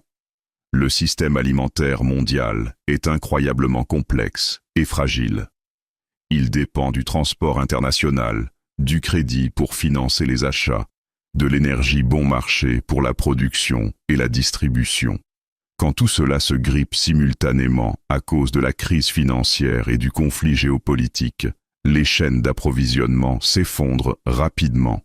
Les catastrophes agricoles, des événements climatiques sévères affecteront simultanément plusieurs grandes régions productrices de nourriture. Sécheresse dans certaines régions, inondations dans d'autres, gelée tardive, infestation. Pas par hasard, mais par permission divine, des fléaux bibliques pour une époque biblique. Les perturbations commerciales, le conflit géopolitique perturbera sévèrement le commerce international. Des routes maritimes bloquées, des ports fermés, des sanctions économiques, des pays stockant leurs réserves alimentaires au lieu d'exporter, chacun pour soi. L'effondrement des importations, les pays qui dépendent des importations pour nourrir leur population, c'est le cas de beaucoup de pays développés, se retrouveront soudainement incapables d'acheter ou de recevoir de la nourriture, car leurs monnaies se seront effondrées, leur crédit international sera épuisé et les routes commerciales seront perturbées. Ce qui est crucial de comprendre, a expliqué le Christ, c'est que cette crise alimentaire ne sera pas limitée aux pays pauvres comme dans le passé. Elle touchera également les pays riches. Car dans votre monde globalisé, tout est interconnecté. Quand le système s'effondre, il s'effondre partout. Le Père Michel a vu les scènes terribles de cette troisième phase. Des supermarchés vides dans des pays développés, Europe, Amérique du Nord, Asie développée, des supermarchés aux rayons vides, non pas temporairement mais de manière prolongée. La population réalisant soudainement qu'elle ne peut plus simplement acheter ce dont elle a besoin. Des files d'attente massives devant les rares magasins qui ont encore de la nourriture. Des files de plusieurs heures, parfois toute la nuit. Des rationnements stricts. Des cartes alimentaires réintroduites comme pendant les guerres mondiales. Des émeutes pour la nourriture, dans les villes particulièrement, où les gens n'ont aucun moyen de produire leur propre nourriture. Des pillages de magasins, des violences pour obtenir de la nourriture. La police débordée incapable de maintenir l'ordre. L'exode urbain, des millions de personnes quittant les grandes villes, comprenant qu'elles ne pourront pas survivre là où il n'y a pas de nourriture. Se déplaçant vers les zones rurales, vers des régions agricoles, vers n'importe quel endroit où il pourrait y avoir de la nourriture. La famine commence. Dans certaines régions du monde, particulièrement les zones déjà fragiles, la famine véritable commence. Non pas la malnutrition, mais la famine mortelle. Des millions commençant à mourir de faim. Des images horrifiques diffusées mondialement. Cette phase, a dit le Christ, révélera la dépendance totale de l'humanité moderne sur des systèmes complexes et fragiles. Votre civilisation a oublié comment survivre de manière autonome. Quand les systèmes s'effondrent, vous êtes impuissants. Et, a-t-il ajouté gravement, cette phase séparera définitivement ceux qui ont préparé de ceux qui n'ont pas préparé. Ceux qui, avertis par mes prophètes, ont stocké de la nourriture, survivront. Ceux qui ont ignoré les avertissements, souffriront terriblement. Phase 4. AOHT, à septembre 2026. L'effondrement des gouvernements. La quatrième phase, a continué le Christ, verra l'effondrement ou la transformation radicale de structures gouvernementales dans de nombreux pays. Car quand l'argent disparaît, quand la guerre menace, quand la nourriture manque, les gouvernements perdent rapidement leur légitimité et leur contrôle. Le Père Michel a vu qu'à la fin de l'été 2026, de nombreux gouvernements à travers le monde seront soit effondrés, soit transformés en structures autoritaires d'urgence. Des révolutions et des coups d'État. Dans plusieurs pays, les populations affamées et désespérées se soulèveront contre leur gouvernement qu'elles blâment pour la crise. Certains gouvernements seront renversés violemment. D'autres tomberont simplement parce qu'ils ne peuvent plus fonctionner sans argent. L'imposition de l'état d'urgence. Dans les pays plus stables, les gouvernements imposeront des états d'urgence étendus. Loi martiale, couvre-feu, restrictions sévères des libertés, surveillance massive, tout au nom de maintenir l'ordre et assurer la survie nationale. La fragmentation de certains pays plus fragiles se fragmenteront complètement. Les autorités centrales ne contrôleront plus que les capitales. Les provinces et régions deviendront effectivement autonomes. Des zones entières, sans aucun gouvernement fonctionnel. L'émergence de leaders autoritaires dans plusieurs pays, des figures fortes émergeront, militaires, politiciens autoritaires, ou même des personnalités charismatiques nouvelles, qui promettront l'ordre et la sécurité en échange de pouvoirs dictatoriaux. Beaucoup de populations, désespérées, accepteront. Ce qui est important de comprendre, a expliqué le Christ, c'est que cette phase créera un vide de pouvoir et d'ordre à l'échelle mondiale. Les Nations Unies seront impuissantes. Les organisations internationales s'effondreront. Chaque nation sera absorbée par sa propre crise. Et dans ce vide, a-t-il révélé, des forces malveillantes tenteront de s'imposer. Des idéologies totalitaires, des mouvements extrémistes. Et, ultimement, les conditions seront créées pour l'émergence de celui que les Écritures appellent l'Antéchrist, bien que son règne complet ne viendra pas encore en 2026, les fondations seront posées. Le Père Michel a vu les manifestations concrètes de cette phase. Le chaos social. Dans de nombreuses villes, l'ordre social s'effondrera complètement.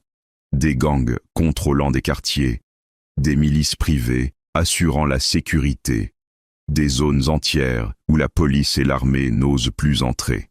Un retour à une loi de la jungle modernisée, les migrations de masse, des dizaines de millions de personnes en mouvement simultanément, fuyant les zones de guerre, fuyant la famine, fuyant l'effondrement gouvernemental, cherchant refuge n'importe où, créant des crises migratoires qui font paraître les crises précédentes comme insignifiantes, les frontières militarisées, les pays relativement stables fermant brutalement leurs frontières, utilisant la force militaire pour repousser les réfugiés, des scènes d'une brutalité rappelant les pires moments du XXe siècle, l'humanité abandonnée face à la survie nationale, les camps de détention massifs, des centres de détention pour les millions de personnes déplacées, des conditions inhumaines, des maladies se propageant, une catastrophe humanitaire d'ampleur biblique que le monde observera impuissant. Cette phase, a dit le Christ, révélera la vraie nature de l'humanité quand les masques civilisés tombent. Certains montreront une bonté héroïque, partageant avec les nécessiteux au risque de leur propre survie. Mais beaucoup montreront une cruauté et un égoïsme choquants. Phase 5. Octobre 2026. Le signe dans le ciel. La 5e phase, à révéler le Christ avec une intensité particulière, sera un événement d'une nature complètement différente, non plus sociale, économique ou politique, mais cosmique et spirituelle. Un signe dans le ciel que toute l'humanité verra simultanément. Le Père Michel a reconnu immédiatement que cela correspondait à d'autres prophéties qu'il avait reçues. Il a vu qu'en octobre 2026, probablement vers le milieu du mois, un phénomène céleste extraordinaire se produira. Une comète d'une brillance extraordinaire apparaîtra soudainement dans le ciel. Mais ce ne sera pas une comète ordinaire. Sa trajectoire défiera les lois de la physique. Sa luminosité sera telle qu'elle sera visible même en plein jour. Et sa forme, ou la forme de sa queue, créera l'image d'une croix parfaite dans le ciel. Ce signe, a expliqué le Christ, servira plusieurs buts. Premièrement, a-t-il dit, il confirmera que ce qui se passe n'est pas simplement une série de crises humaines aléatoires, mais l'accomplissement d'un plan divin.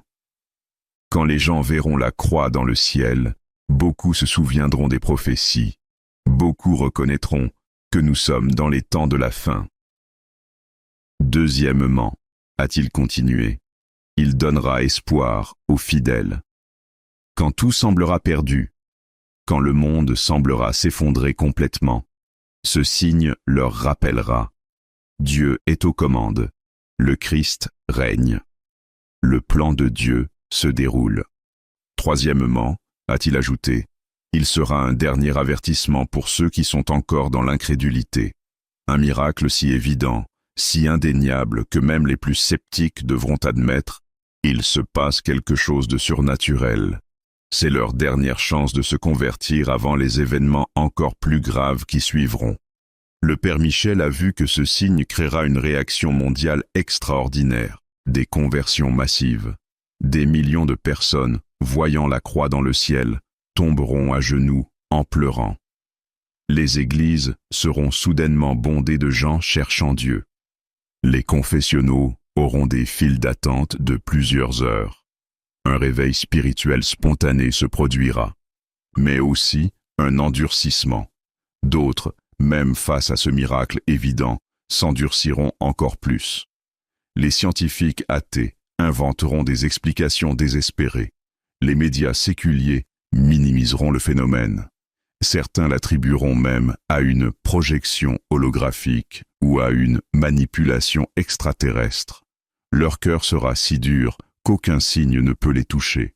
Une polarisation extrême, L'humanité se divisera clairement en deux camps, ceux qui reconnaissent le signe comme venant de Dieu et qui se tournent vers lui, et ceux qui le rejettent et qui s'enfoncent plus profondément dans la rébellion. L'ambiguïté spirituelle deviendra impossible.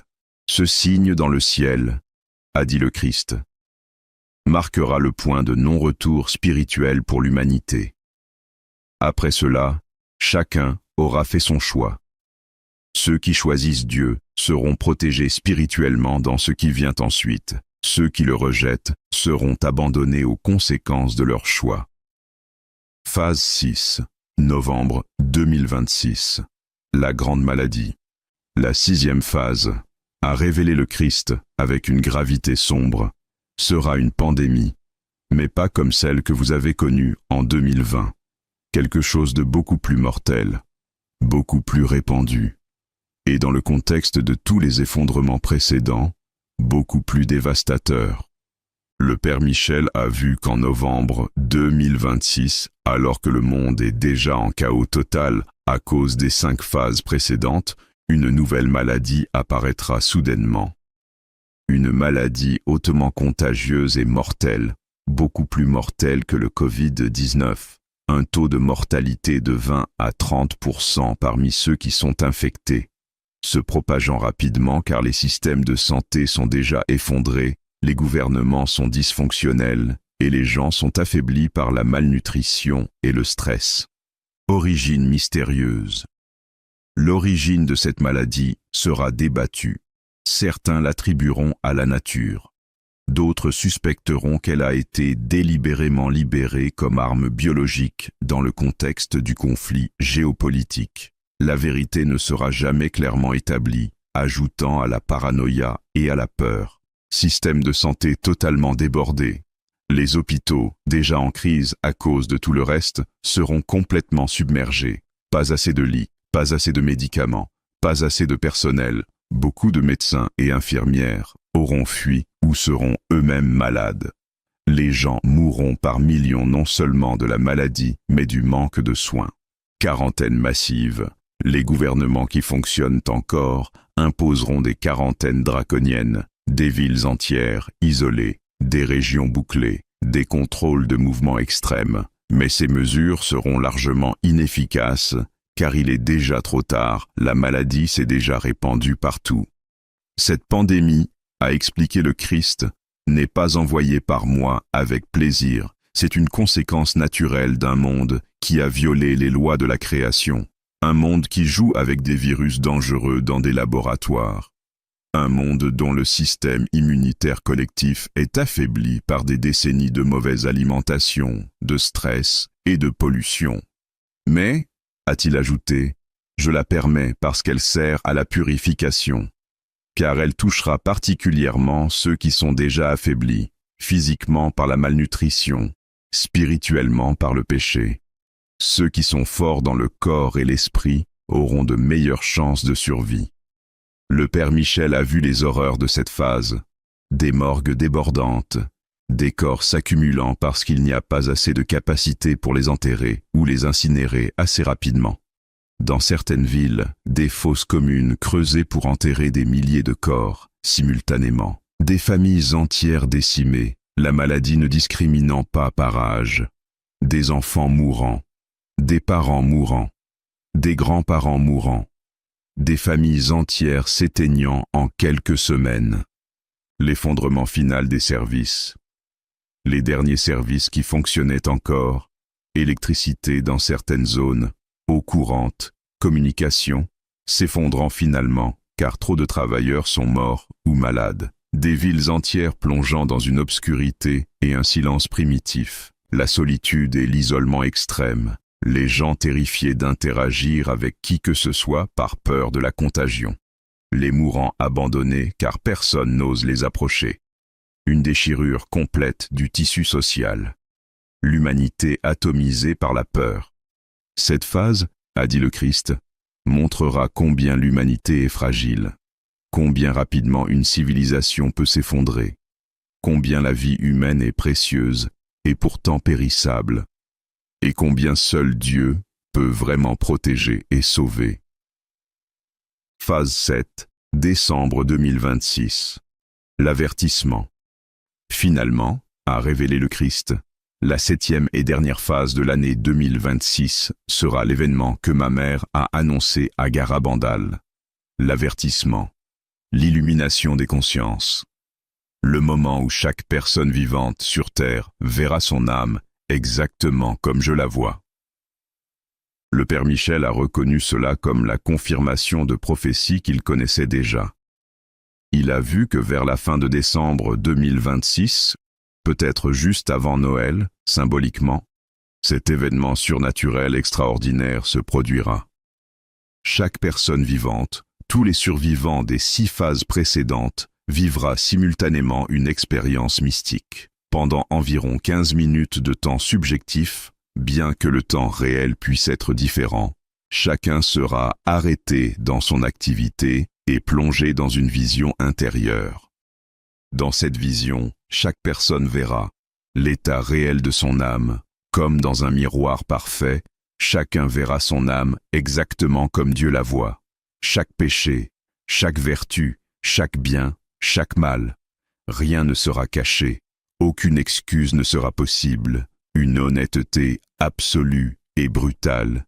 Les conséquences de ses actions, chacun verra comment ses actions ont affecté les autres, les souffrances causées, les joies données, l'impact réel de sa vie sur le monde, les occasions manquées de faire le bien, les fois où le mal a été choisi, son destin éternel actuel. Chacun saura avec certitude absolue, si je mourais maintenant, à cet instant précis, où irais-je, ciel, purgatoire ou enfer. Cette connaissance sera terrifiante pour beaucoup, consolante pour quelques-uns, un appel final à la conversion, une invitation claire et puissante de Dieu.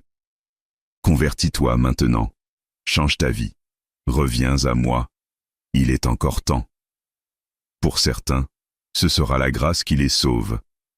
Pour d'autres, ce sera l'avertissement qu'ils rejetteront quand même.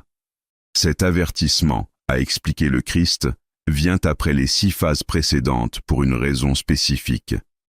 Après que l'humanité aura traversé tant de souffrances, tant de pertes, tant de chaos, elle sera finalement prête à écouter. Les cœurs seront brisés, les orgueils seront humiliés, les illusions seront détruites. Et dans cet état d'humilité forcée, l'avertissement aura son impact maximum. Si j'avais donné l'avertissement avant les crises, a-t-il dit, beaucoup l'auraient rejeté. Ils auraient pensé, c'était juste une expérience psychologique étrange. Ils seraient retournés à leur vie ordinaire.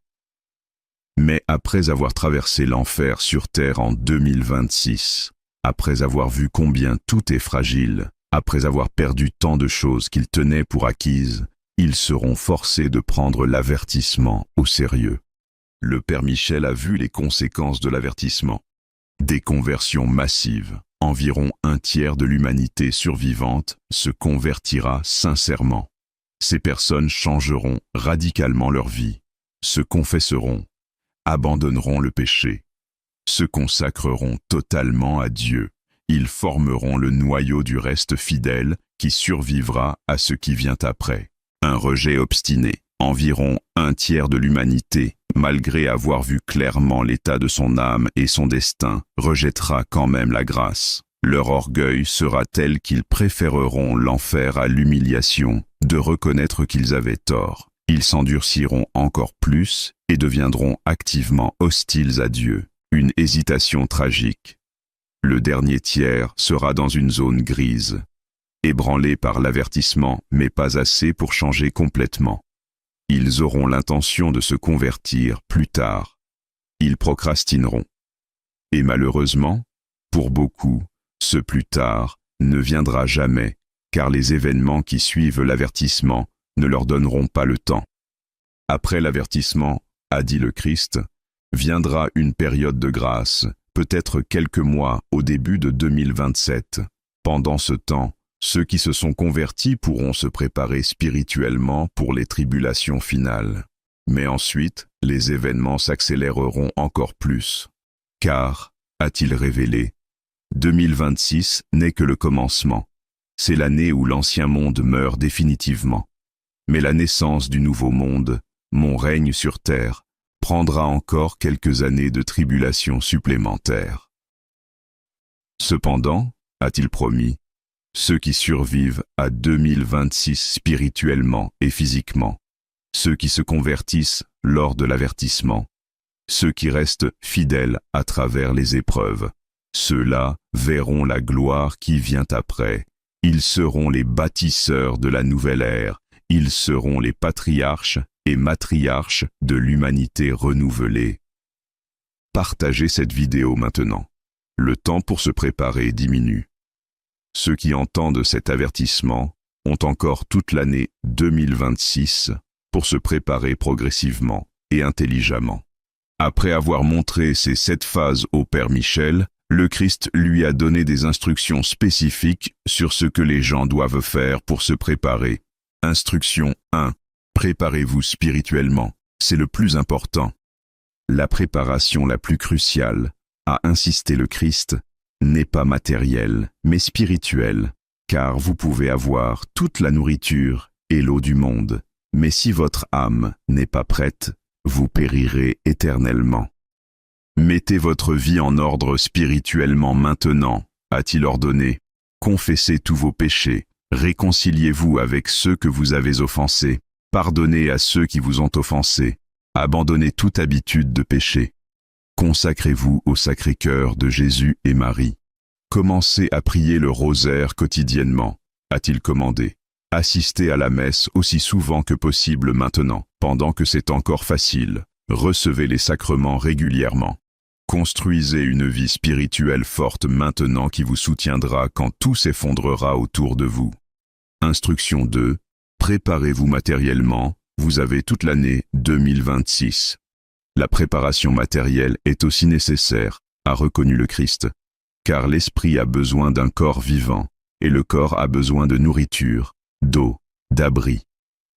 La bonne nouvelle, a-t-il dit, c'est que vous avez encore toute l'année 2026 devant vous pour vous préparer. Ce n'est pas comme si les événements commençaient demain. Vous avez plusieurs semaines, puis plusieurs mois, pour agir selon les phases que je t'ai révélées. Stockez de la nourriture, a-t-il ordonné. Au moins 6 mois de nourriture non périssable pour votre famille, riz, haricots, pâtes, conserves, huile, tout ce qui peut se conserver longtemps sans réfrigération. Faites-le progressivement tout au long de l'année 2026, avant que chaque phase n'arrive. Stockez de l'eau, a-t-il ajouté. Ou ayez un moyen de purifier l'eau, car l'eau courante peut s'arrêter dans beaucoup de régions. Sans eau, vous ne survivrez que quelques jours. Préparez un plan pour la chaleur et l'abri, a-t-il conseillé. L'électricité peut s'arrêter pendant de longues périodes. Comment vous chaufferez-vous en hiver? Comment cuisinerez-vous votre nourriture? Ayez des alternatives. Mais, a-t-il averti, ne comptez pas seulement sur les provisions matérielles, car dans le chaos qui vient, les provisions peuvent être volées, les meilleurs plans peuvent échouer.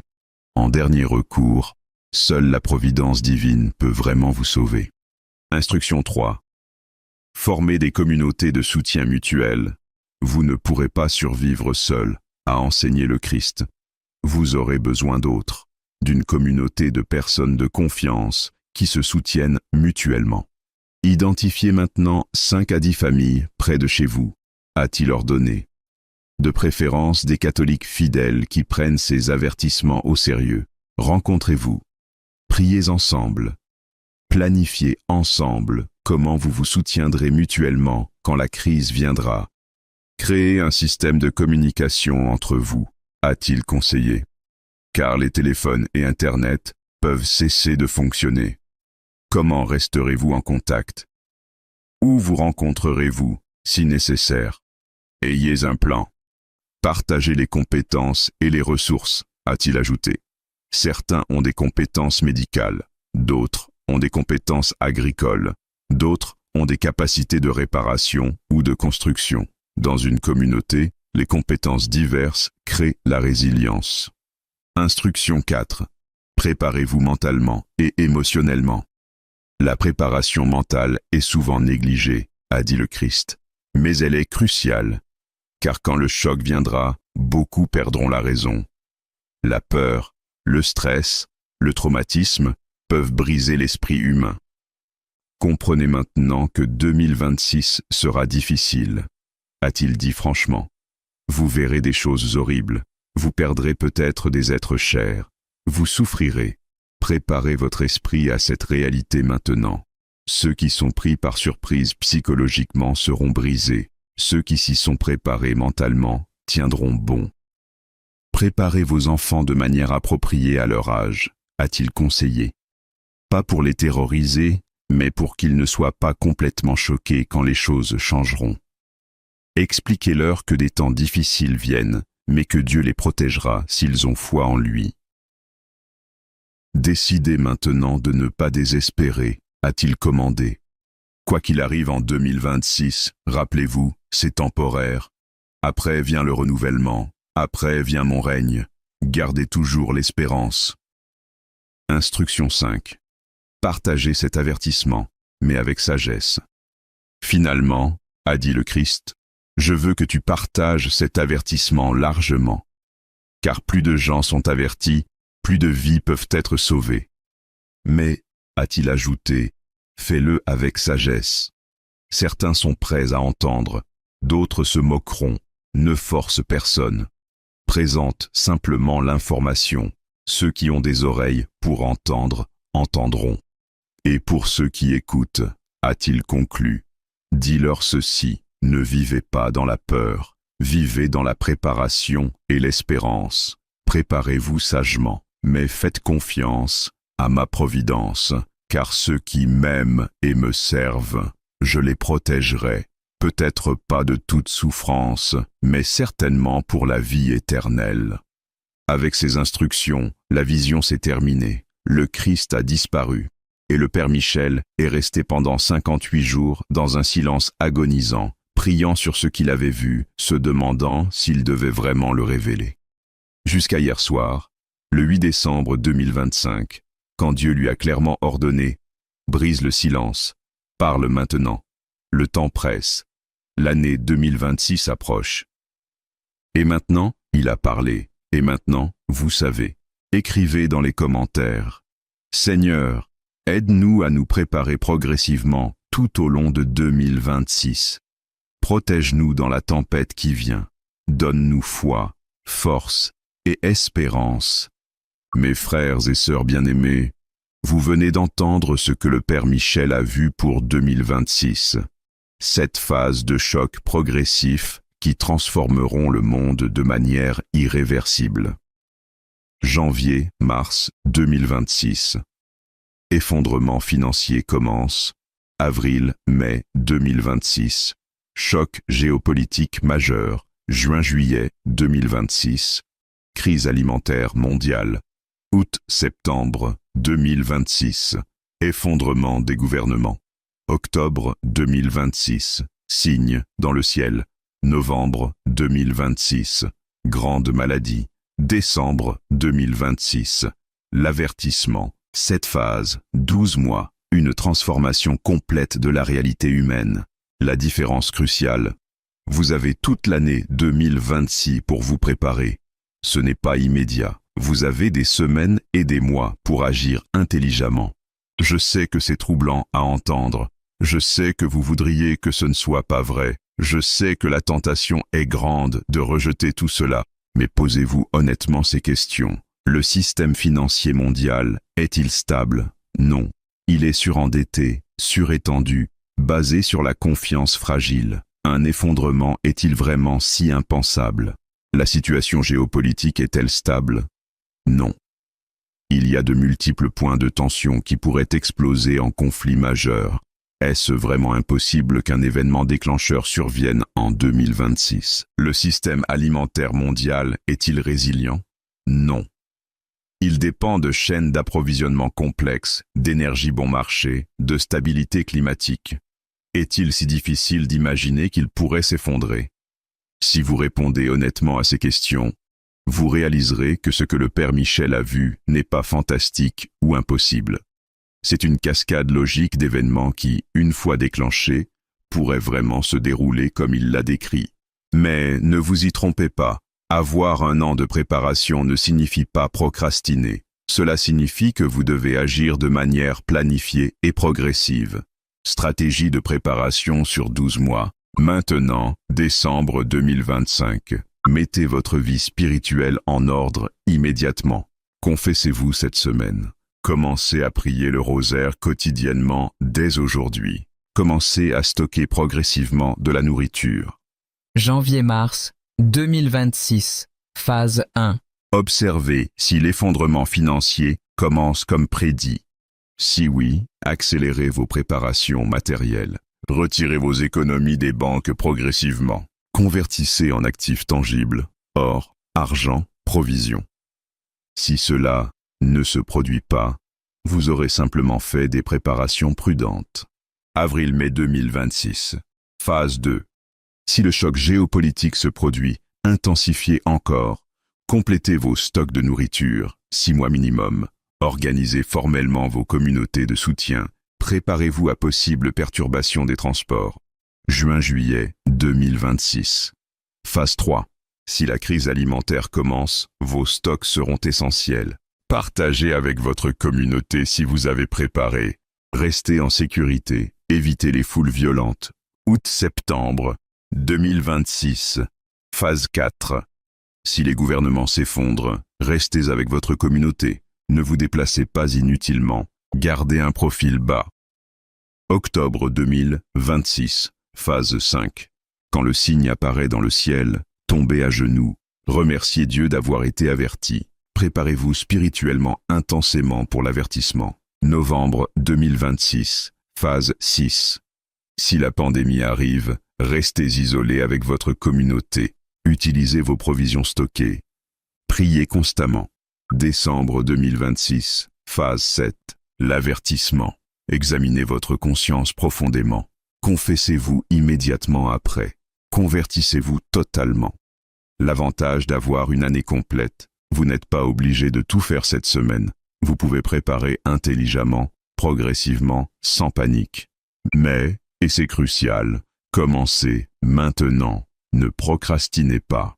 Car si la phase 1 commence en janvier-mars 2026 comme prédit, vous voudrez déjà avoir fait des progrès significatifs. Le test de vérification. Voici comment vous saurez si cette prophétie est vraie. Observez janvier-mars 2026. Si un effondrement financier majeur commence comme décrit, banques s'effondrant, marchés s'écrasant, crypto perdant 80 à 90%, alors vous saurez que le reste suit probablement. À ce moment-là, vous aurez encore 9 mois pour vous préparer intensément aux phases suivantes. Si janvier-mars 2026 passe sans effondrement financier majeur, alors soit la prophétie était incorrecte, soit le timing a été mal compris. Mais vous n'aurez rien perdu, vous aurez simplement des provisions utiles et une vie spirituelle renforcée. Agissez maintenant, mais intelligemment. Vous avez une année, utilisez-la. Partagez cette vidéo massivement. Contrairement à d'autres prophéties qui créent une panique immédiate, celle-ci donne une année complète de préparation progressive. C'est un don de la miséricorde divine. Abonnez-vous immédiatement. Nous ferons des vidéos de suivi tout au long de 2026 pour chaque phase, alors qu'elle se déroule en temps réel. Nous vous guiderons phase par phase. Priez. Préparez progressivement. Persévérez. L'année 2026 sera l'année la plus difficile de l'histoire moderne. Mais pour ceux qui sont préparés spirituellement et matériellement, c'est aussi l'année où commence le renouvellement du monde. Que le Sacré-Cœur de Jésus, qui règne sur l'histoire, vous guide et vous protège tout au long de 2026. Que le cœur immaculé de Marie, qui triomphera finalement, vous couvre de son manteau pendant chaque phase. Que Saint Michel Archange, protecteur dans les batailles, vous défende contre tout mal physique